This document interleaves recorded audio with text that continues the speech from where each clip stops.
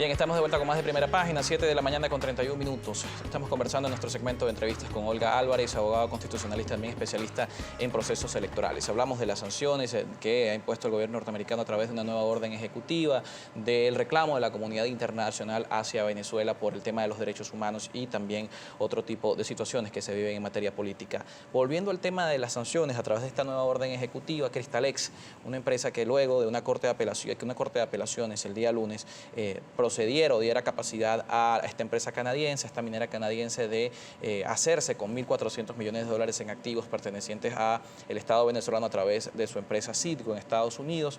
Se ha generado toda una polémica con respecto a este caso y se ha cuestionado el trabajo del Estado venezolano previo a 2019 en la defensa de este proceso que recordamos comenzó en el año 2011 con la expropiación de los activos de Cristalex en la mina de Las Carolinas. Se ha cuestionado precisamente la labor que desde el gobierno de Hugo Chávez y el gobierno de Nicolás Maduro se ha tenido en defensa de estos activos y en defensa totalmente de la empresa Citgo en Estados Unidos. Mira, Carlos, aquí hay una situación del lawfare, lo que se conoce como lawfare a nivel internacional. O sea, hay una simulación desde el derecho para poder lograr unos objetivos políticos. En el caso de la demanda que hay en la Corte en el departamento de Delaware, ahí hay una situación muy particular. Primero había un laudo arbitral de Cristalex contra la República Bolivariana de Venezuela, que es una persona jurídica diferente a PDVSA. A Citgo y a PDVSA en Estados Unidos. Entonces, claro, Citgo tiene relación con PDVSA, pero hay una personalidad distinta, jurídica, es una ficción diferente. Estamos ante una persona de derecho público que tiene constitución de derecho público, naturaleza de derecho público, pero PDVSA es una persona de derecho privado. O sea, está constituida como una sociedad anónima, como una sociedad mercantil. Se rige por otra normativa jurídica, tiene otra personalidad jurídica. ¿Qué pasa? Que la gente de Cristalex, que además estaba siendo acompañada por José Ignacio Hernández, introduce la demanda contra PDVSA, argumentando que aquí había un velo corporativo y que había un alter ego, es decir, que PDVSA era un espejo de la República, desconociendo además las propias leyes internas de Estados Unidos en cuanto a la inmunidad jurisdiccional, que impide que ninguna corte, que ningún tribunal levante el velo corporativo cuando se trate de la República, a menos que el laudo arbitral y lo que se quiere ejecutar tenga que ver directamente con la República. En este caso se quiere ejecutar un bien de PDVSA que es una persona diferente a la República Bolivariana de Venezuela. Valga decir, el laudo arbitral también tiene vicios porque ellos reclamaban derechos sobre yacimientos mineros, y nosotros somos explícitos, tanto en la Constitución bolivariana como en las leyes que rigen la materia, que los yacimientos, los recursos son propiedad del Estado, no se ceden, no se venden, no se entregan. Y lo que tenían era un compromiso de operatividad, de investigación y de producción dentro de la mina. Eso es otro tema a lo que ellos argumentaron dentro del laudo arbitral. Entonces, ese laudo está viciado, habría que denunciar, o sea, seguir trabajando la nulidad de ese laudo arbitral para poder desmontar este lawfare. ¿Y lo hizo el Estado previo a este proceso que estamos viendo en 2019? Mira, yo tendría que ver, sería muy poco serio de mi parte, hablarte de temas muy detallados del expediente. Yo he podido ver o acceder a lo que hay en Internet sobre el caso en la Corte y sobre el laudo arbitral. Alguna de las participaciones, el Estado, por supuesto, primero defendió el tema ambiental. ¿Por qué se niega la operatividad de Cristalex? Porque no cumplía con todo lo establecido en materia ambiental en Venezuela para poder trabajar en el arco minero, trabajar en la mina. Entonces, no cumplieron con las mínimas expectativas que establece el Ministerio del Ambiente, las leyes ambientales, no podían continuar en el proceso. Sí sé, porque eso está en el laudo, que Venezuela hizo la defensa pertinente, invitando ¿Pero Venezuela hizo la defensa como Estado o como empresa? Como república, porque el contrato con Cristalex fue con la República, fue la República, PDVSA no tiene nada que ver. ¿Fue demandada la empresa en este caso?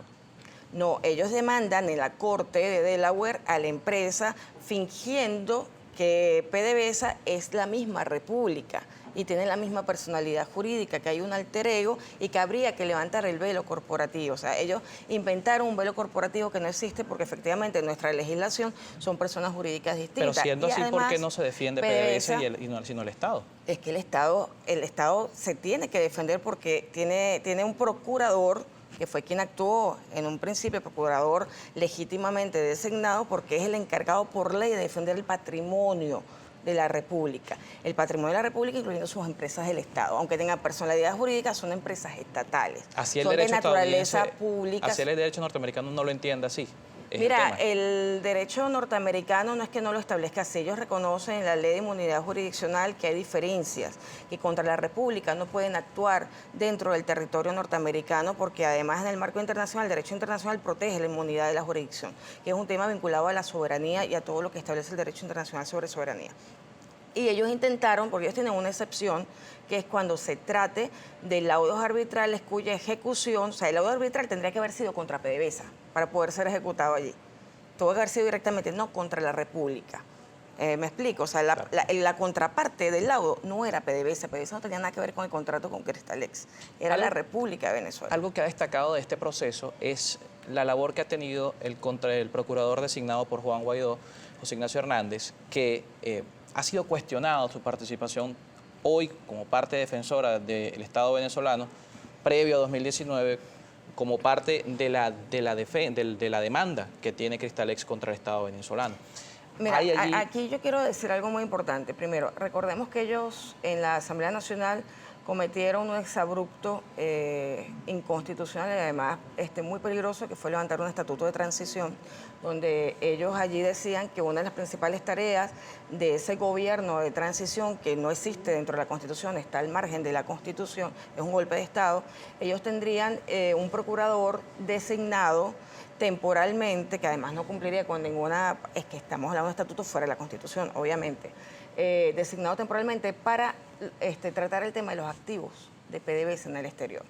¿Qué es lo que yo veo aquí? Y lamento tener que informar a la gente que sigue a estos personajes, que es que lo acordado con Guaidó y con este equipo no era cambiar el gobierno, aunque se perseguía el futuro cambiar el gobierno. Lo que querían con él era construir una simulación, porque no existe en el derecho, una simulación de un gobierno interino para poder ocupar los activos que están en Estados Unidos. O sea, está clarito que se cumplió o se intentó cumplir el objetivo con esta defensa además, porque un procurador que no defienda el patrimonio y que diga así, cómo no, aquí hay un velo corporativo, vamos a quitar el velo corporativo y ustedes por favor olvídense de la inmunidad jurisdiccional, es un procurador que entrega a la República. O sea, ya había conflicto de intereses, es decir, él actuó antes como especialista y experto por parte de Cristalex en el mismo juicio.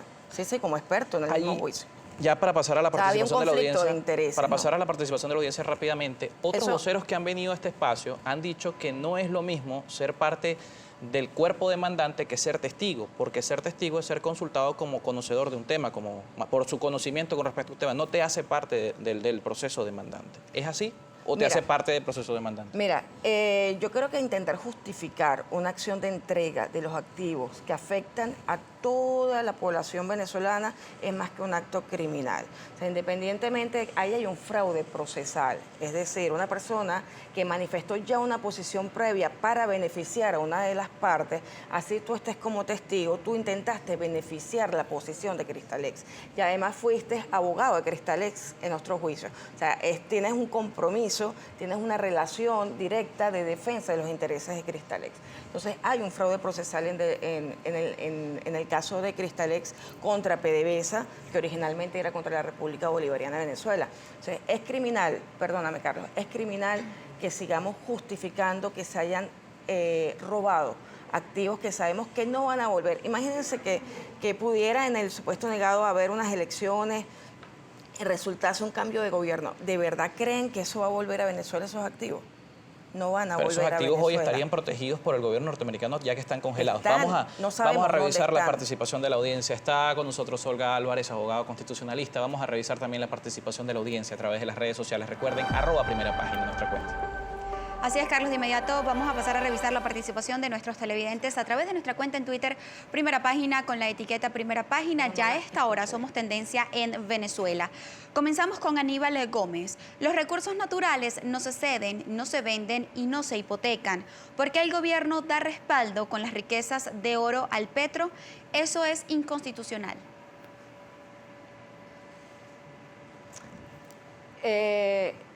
El gobierno tiene un sistema financiero, la República tiene un sistema financiero y efectivamente los recursos sirven para poder apoyar, respaldar y apalancar el sistema financiero y las riquezas con las que cuenta, la liquidez con la que cuenta la República Bolivariana de Venezuela para asumir compromisos, para garantizar el desarrollo socioeconómico. El argumento es falso de origen. Vamos a revisar otra participación de @Geulasio. Buenos días. Pregúntenle a su invitada si los puntos rojos a menos de 200 metros no es ventajismo electoral, ya que el Partido Socialista Unido de Venezuela pone sus puntos en las entradas de los centros electorales.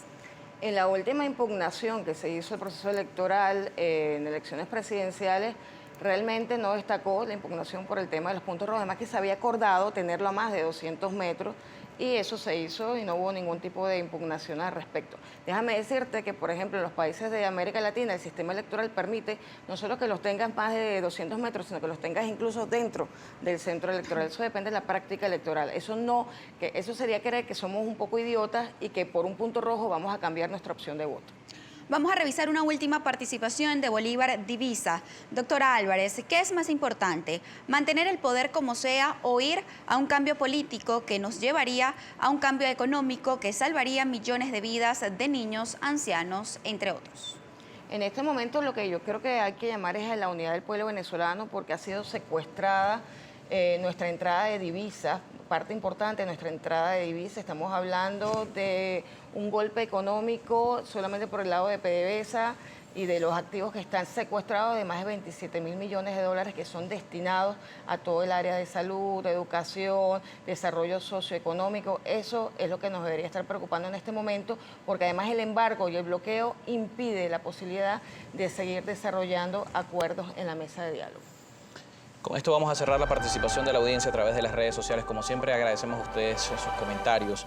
Ya para cerrar también la entrevista, ¿por qué el Estado venezolano, en este entendido que está pasando 2019, con esta decisión de la Corte de Apelaciones, no ha emitido ningún tipo de acción judicial para la defensa de los activos, sino por el contrario, hemos visto acciones contra los designados por Juan Guaidó, hemos visto acciones y rechazo hacia estas personas que han actuado en este proceso, entendiendo que la figura de la Asamblea Nacional está en desacato? ¿Cómo es válido todo esto y no es válida la defensa que se debería emprender? Mire, el Estado ha hecho la defensa que corresponde en los tribunales competentes, o sea, los tribunales que llevan el caso, en el caso de la Corte de Delaware. El problema es que tenemos un gobierno norteamericano que impuso a la Corte el reconocimiento de un supuesto gobierno de transición que es una simulación en el derecho. No existe en nuestra constitución la posibilidad de un gobierno de transición. Eso está fuera de nuestra posibilidad jurídica en Venezuela. El 233 no es aplicable, nunca fue aplicable.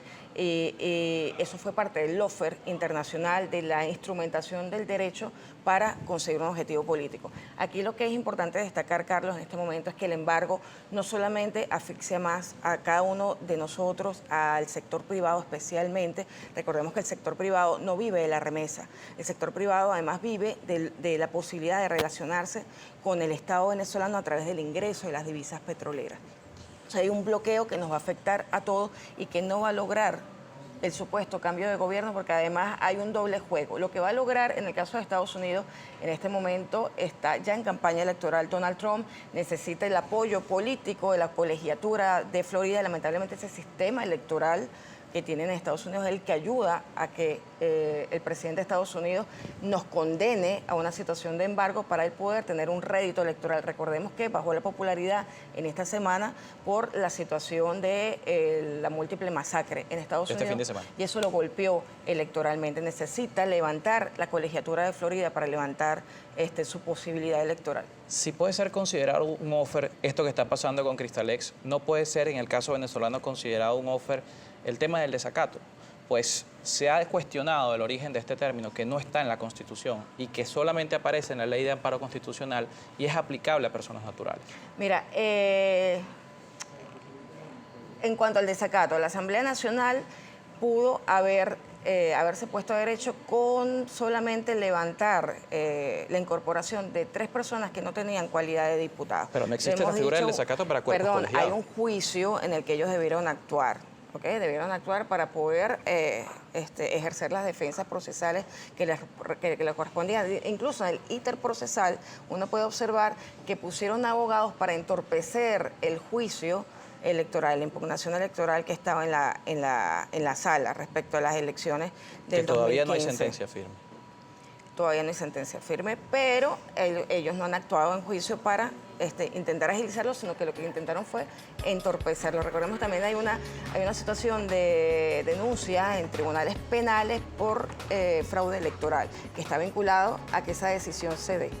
Bien, muchísimas gracias por acompañar. Un tema que pudiéramos también seguir analizando en primera página. Estamos con Olga Álvarez, abogada constitucionalista y especialista en procesos electorales. 7:46 minutos. Con esto nosotros cerramos nuestro segmento de entrevistas. Vamos a una nueva pausa y seguimos con mucho más de primera página.